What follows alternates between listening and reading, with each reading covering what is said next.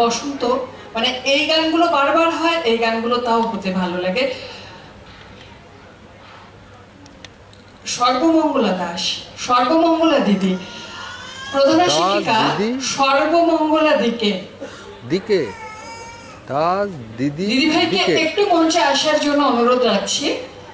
দিদিভাই মনে হয় খুবই ব্যস্ত আছেন, একদম ছোটদের নিয়ে কাজ করা তো।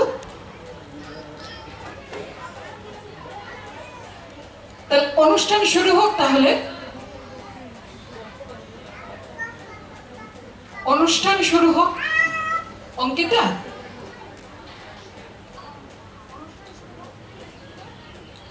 অনুষ্ঠান শুরু হোক, তারপরে আমরা বরণ করে নেব।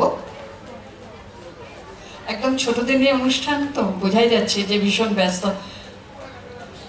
সর্বমঙ্গলা দি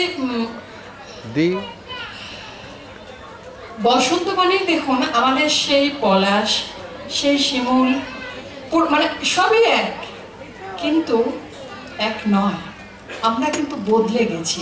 দেখুন, আমি জানি না, অনেকে আমার সাথে হয়তো একমত হবেন না, কোথাও কোথাও আছে আমি জানি, মানে সেই যে পাড়ায় বেরিয়ে রং খেলা, সেটা বোধহয় অনেকাংশে কমে গেছে নাকি বোধহয় আমাদের হয় না, কিন্তু যারা আছে, মানে যাদের এই জায়গাটা পাড়া পাড়া আছে, যেখানে যেখানে সেখানে সেখানে আছে, কিন্তু এখন তো পাড়া কালচারটা উঠে যাচ্ছে।